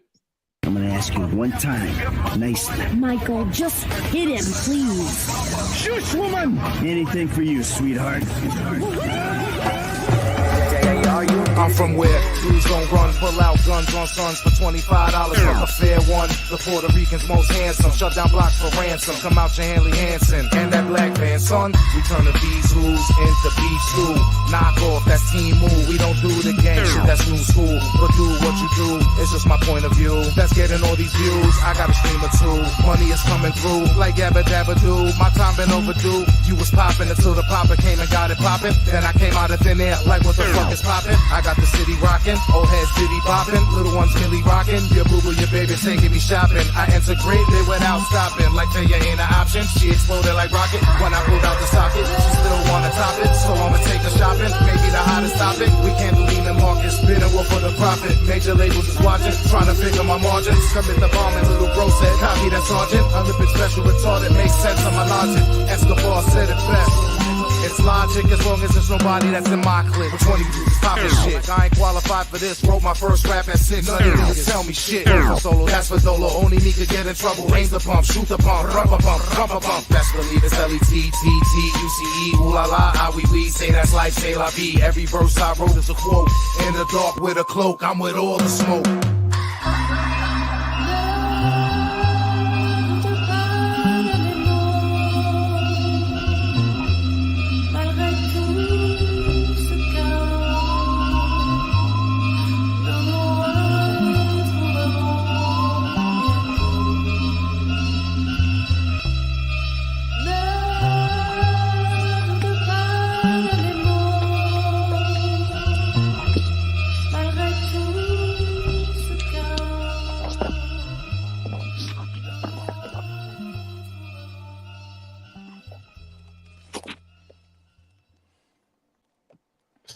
Which one of these dudes are popping shit like I ain't qualified for this? Wrote my first rap at 6. None of you brothers could tell me ish.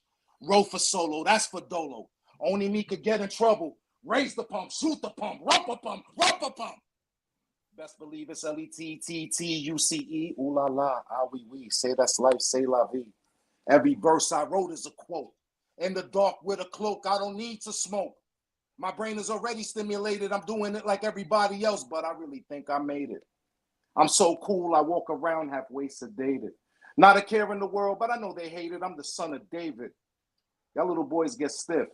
Pause. By the end of the riff, who in the world you think you dealing with? Ain't no pussy cat or kitten in me. Just the heart of a gladiator. Body of a regular Joe. But brother, my flow make me look like I'm 12 feet tall. I'm like a tsunami, wiping out a whole army. God bless your kids.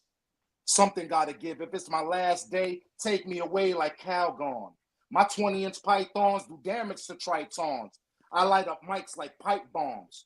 I'm cooler than the farms when I'm getting my groove on. They old news, let's move on to current events. They could pay the toll. I jumped over the fence. Hence, if they too slow to represent, get trampled by elephants, extreme intelligence is what I represent. It's the lettuce, baby. Man, I love that shit, man. man, come on. Come What's on. up?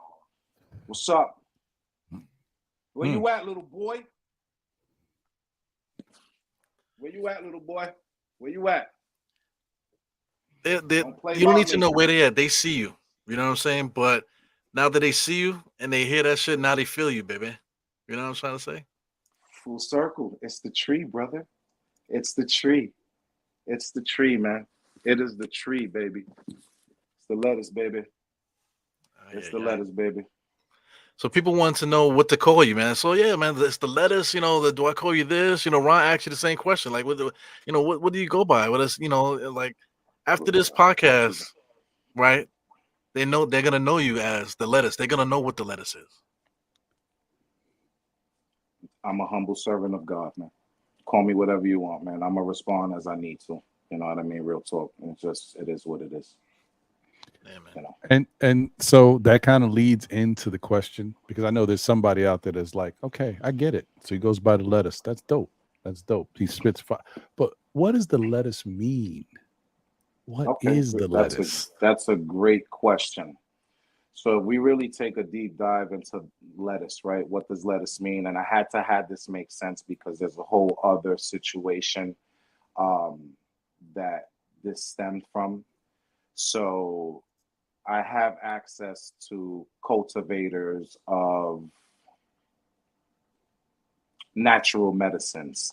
Mm-hmm. And due to the current state of due to the current state of the recreational use of these medicines, I was talking to my people, and I'm like, man, we have to find a way for you guys to brand this stuff. And shout out to Burner from California, who has taken the culture to forget about it. He's awesome. I'm inspired by Burner and a couple of other people. So look, man, 45, I still got my hair, man. I be making a lot of my other people's jealous, respectfully. But my shit's I ain't doing down. it. You're not setting me up, Ebru. I ain't They doing got it. the You're on Iron your Man own. going on, man. One of my kids is like, yo, Dad, you look like Iron Man. So I look like Tony Starks. And then I looked at the Iron Man mask and I'm like, oh, snap, this cat. Let me put my head on. That's funny. So I'm sitting down. Can you guys hear me? Yep. All right, cool. So I'm sitting down in the living room. I'm a big documentary guy. I'm sitting there watching a documentary with my life partner. Shout out to my wife, man. I've been with her for 20 plus years. I've known her since I'm a teenager. One of my biggest supporters, but one of my biggest thorns in my side. But what makes me more special than any other married man in the room? Nothing, right? Shout out to my wife. I love you, baby. It's the letters, baby. Been driving her crazy since the late 80s. Anyway, so with the current state of the recreational use of these products, I was trying to convince my peoples, like, hey man, maybe we should try to brand this stuff that you do. And I started creating designs, just out of nowhere, and I came up with, I'm sitting there watching a documentary, and it took place, I think, in the crack era. And there was a congressman speaking about drugs, and he says, yeah, and these kids are smoking that dope, the devil's lettuce. And I said, that's it. So I created this design. I made 3 hats and 3 t-shirts. And it was really for my peoples, 1 for me to have and 2 for my people. And I created this design. I put it up on Instagram, and I'm not a big Instagram guy. I have a love-hate relationship with social media, and it's very difficult for me, especially now, because I am naturally a quiet, private man. But for what I'm attempting to do, I kind of have to be out there. So I put this up on the gram because I was proud of it, and my Instagram went up 22,000%. Like, I have the screenshot; it was bugged out. So I got spooked, and I deactivated my Instagram for a couple of weeks, and I'm like, wait a minute. So then I started figuring out design, and I started using a Cricut, and this led to other things. And then I came up with my mother company, which we can't talk too much about, but you know the vibe. If you know, you know. And Eru has one of the first prototypes on his head. That was the second batch of hats right there. And he supported me, and you know, it comes very nicely packaged. He knows what's up, you know. But you know, my hats are expensive. They're $65, but you know, they cost. You know, it's expensive, and then learning the business. That's a whole another conversation for another time in regards to you know, just the way I don't consider myself a designer. I consider myself a decorator at this time. To be late, you know, to really the designer, that's heavy. You know, those people that I know, some designers, and they're killing things. You know, I'm just a decorator. I know what I like, and people were receptive to the design. Certain people helped me, and so here I am with the lettuce stuff, right? And then when I go to the Black Library, I think the third time that I was there, somebody asked me for my Instagram handle, and I said, "Oh, it's the Lettuce NYC."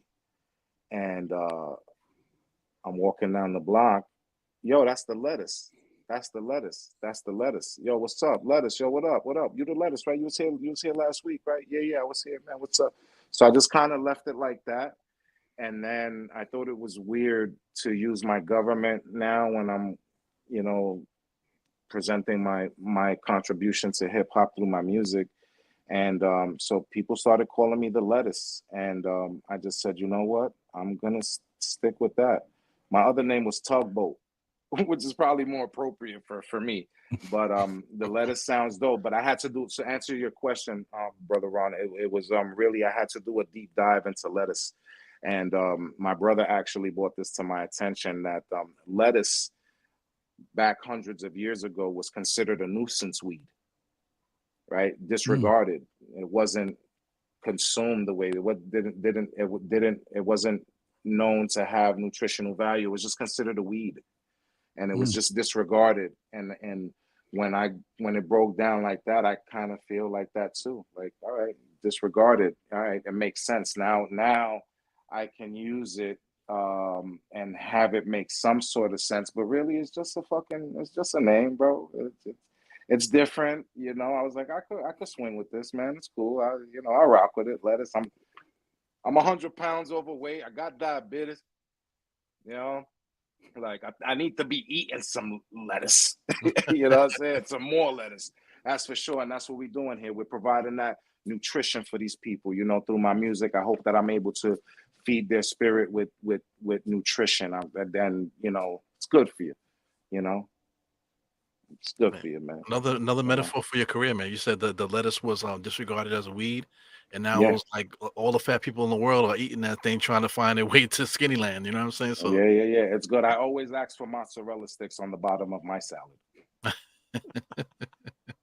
Should try it. I'm just saying. You know what? Next time, because that's interesting. Yeah. Just ask for mozzarella sticks underneath your salad, brother. It's good. Don't worry. Nobody will know. It's like cheesy croutons, bro. Don't worry about it. There you go. It's all good. Well, man, listen, I just want to say I thank you for being here and rocking with us. This has been dope.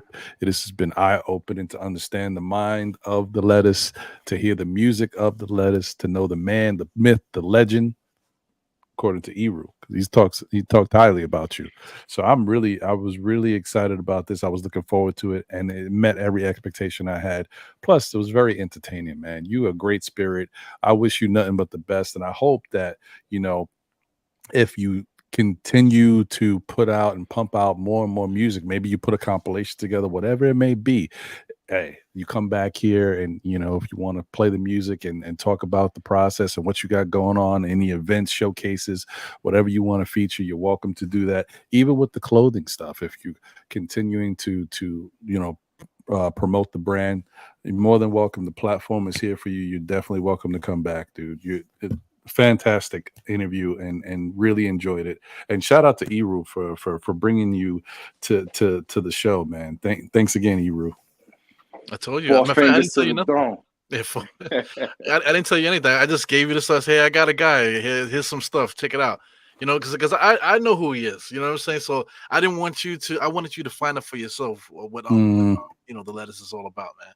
You know, like I said years ago, man. When I first met you, man, you was getting into stuff. But I said, listen, man, you are a star. You are a star, man. Whether you know it or not, you know, people gravitate to you for whatever reason. You know, you have a energy, power, you know, within you that can move. You move people, man. And right now you're doing it, and I'm proud of you, bro. Very proud. Definitely very proud of what you're doing. You know. Yo, everybody that's watching and sneak dissing, man, fuck them motherfuckers, man. You know what I'm saying? You at? They don't matter. You know what I'm saying? People like that don't matter. Like I said, I walk this earth. People think I'm crazy. They think I'm quiet. They can think whatever they want to think of me, right? But I'm walking this earth in a certain way that they couldn't even comprehend. You know, I'm not walking on the same frequency as certain people, man. And I feel like you're on the same path. I feel like Ron is also walking on a different wavelength than normal people. And you know, since we know that, cheap. We mean no harm to your planet. We mean no harm to your planet. Each need some cheap. We mean no harm to your planet. We mean no harm to your planet. North. Nano out this motherfucker. But you know, it's a fact of life, man. You know what I'm saying? We just in peace, different. Robin Williams. Yeah. Facts. Yeah. Thank you. Hey, guys. man. Thank you. Appreciate you, brother. Thank you, man. This means a lot to me. I appreciate you. Thank you so much. It's been an honor for me to be here. Thank you, man.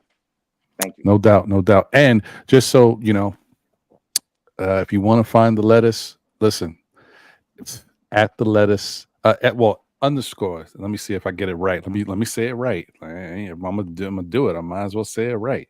It's the THE underscore lettuce LTTUCE underscore NYC on Instagram. You can follow him. And man, I'm following. Definitely looking forward to see what you got going on next, my brother. And I also want to see, you know, where you take Mad to. Music Ain't Dead, and get the finished product out there.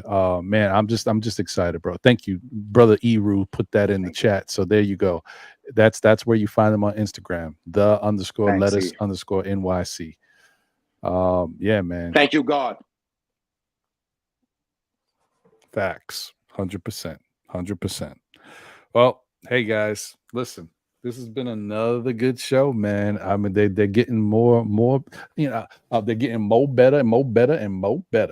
I'm definitely enjoying it. I don't know what we got in store for you the next time around, but I'm sure, you know, it's going to be something you're going to look forward to, because that's every time, man. Every time it just keeps getting better and better, man. But once again, continue to support the Front Stoop. Continue to support my guy, Simeon Russell, and his channel. Please support the wrap up. You see us, we here. Ron, Eru, and then our special guest, the lettuce. Continue to support him in any endeavor he gets. Listen, like I said, whether it be clothing, music, showcases, whatever's going on, I don't think you want to miss it, man. Y'all heard enough tonight. There's nothing else. We don't need to say anything else. You see it. All right. Look at that. The Black Library. Support that too. Thank you. Thank you for the opportunity. Any final words you got to say, Eru? I believe Lou said it all. I believe you said the rest, and I guess I'd be like what's his name, Simmons, you know, to all out there, whatever he used to say. Good night, God bless. Good night. Come on, E. You gotta do. You know what to say, brother. Take us there, brother. That any star, Bob. Let's do it. I could do it for you, but I don't want to. It sounds better from you. Let's do it. Yeah, this is your boy Die Hard Nicks, Die Hard Nicks podcast. Die Hard Eru, you know, now we down with the Front Stoop doing hip hop stuff, man. That's how we do it. When you see a Die Hard, 4 fingers to the forehead, tucking the thumb, salute, and I'll see you guys next time, baby. Yeah, we out. Fake a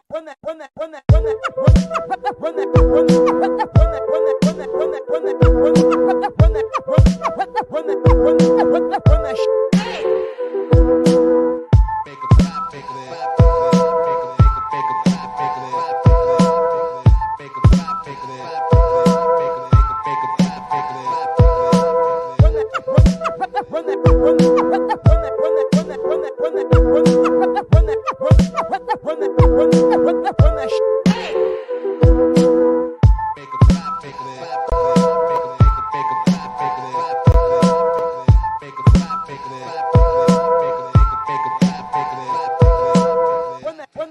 Run that.